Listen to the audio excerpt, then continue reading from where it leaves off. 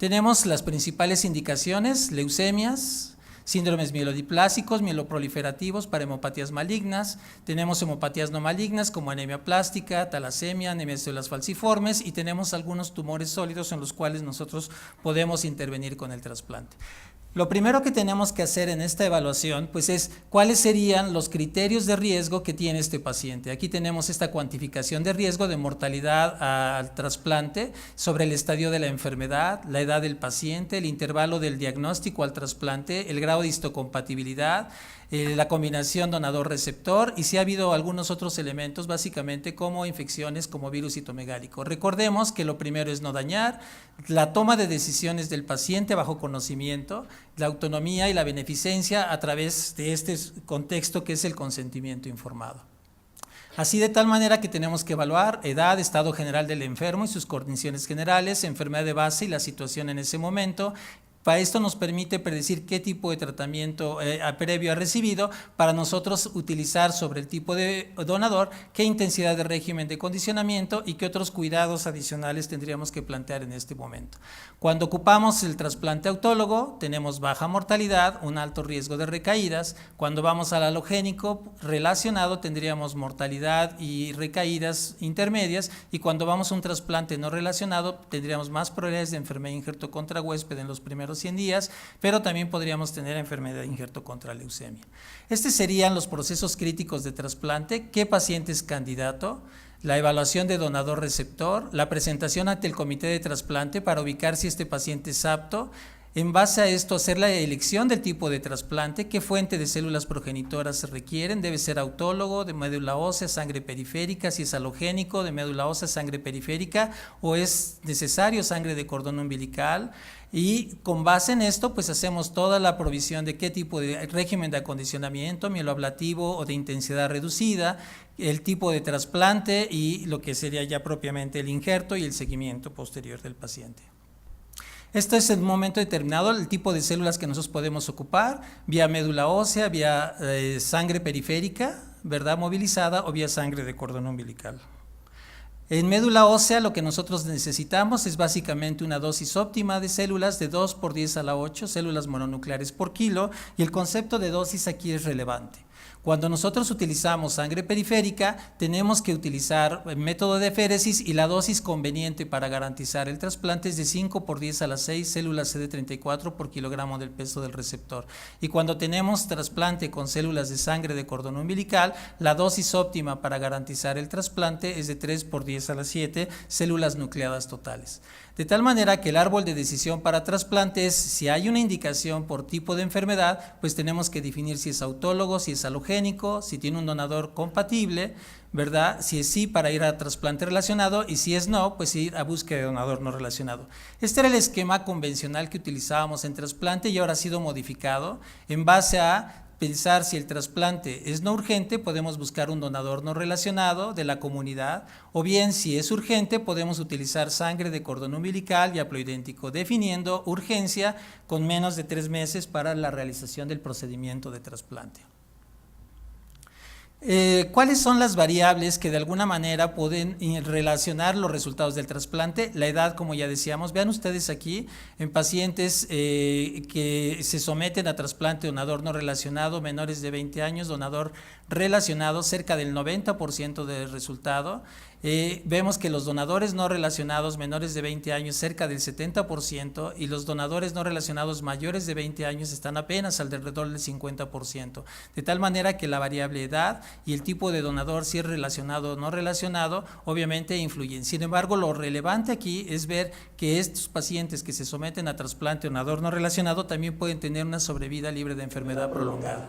El otro paradigma es el momento en el que se lleva a cabo el trasplante. Vemos que si se utiliza en la primera o segunda remisión, los resultados son mejores que cuando esperamos a la segunda, tercera o cuarta recaída. De tal manera que es conveniente que todo paciente que llega con leucemia a un centro hospitalario pues sea de primera instancia ya valorado para ver si va a ser beneficiado de un trasplante.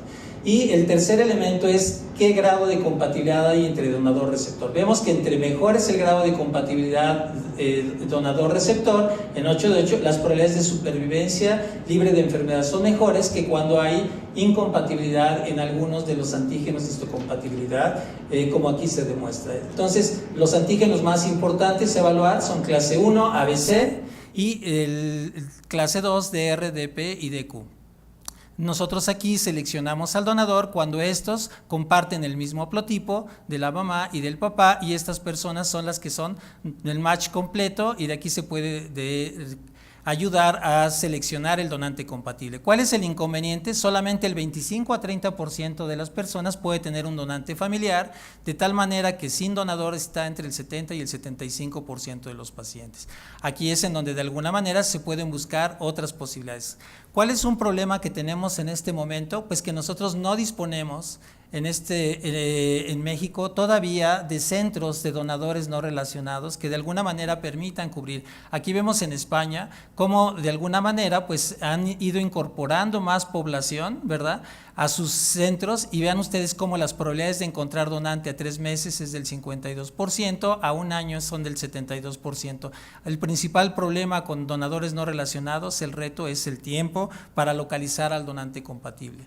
Sabemos que esto tiene que ver con el reconocimiento celular, sabemos que regulan la respuesta inmune, y sabemos que esto puede lograr el efecto injerto contra tumor que da lugar a este resultado. Esta diapositiva, lo que quiero comentar con ustedes es que solo el 20 a 30% de los pacientes en que se inicia la búsqueda logran recibir un trasplante. Apenas una tercera parte de los pacientes, el 30 al 60%, mueren en la espera de estos donadores. De tal manera que pues nuestro reto es buscar alternativas, y obviamente si nosotros buscamos específicamente cuántos hispanos están disponibles para apoyar a nuestros pacientes, pues vemos que el número de donantes hispanos es muy bajo.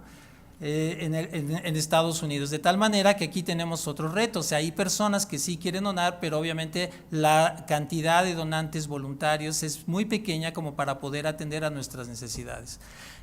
Enfrentamos entonces en los trasplantes de donador no relacionado la probabilidad de fracaso de injerto, de enfermedad de injerto contra huésped aguda, de infecciones y la mortalidad relacionada con el procedimiento.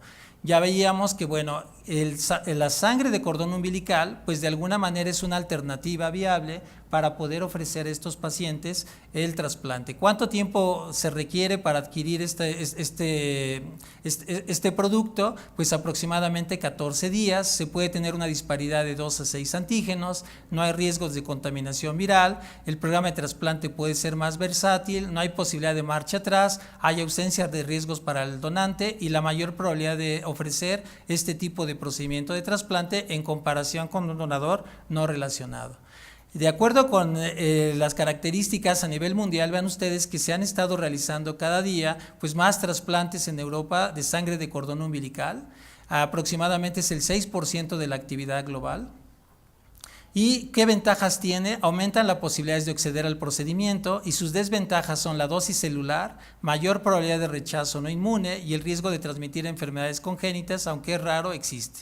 ¿Cuál es el punto a trabajar? En la dosis celular y el grado de compatibilidad HLA. Recuerden, aquí debe de ser más de 3 por 10 a la 7 células nucleadas totales, y en un momento determinado podemos tener diferencias hasta en 2 antígenos. Lo ideal es que no haya diferencias en clase 2.